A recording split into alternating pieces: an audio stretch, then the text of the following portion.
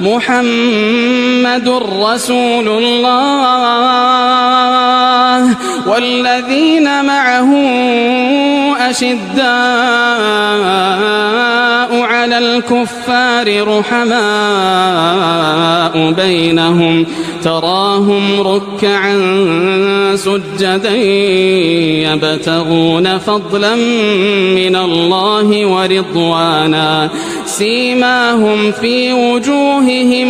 من أثر السجود ذلك مثلهم في التوراة ومثلهم في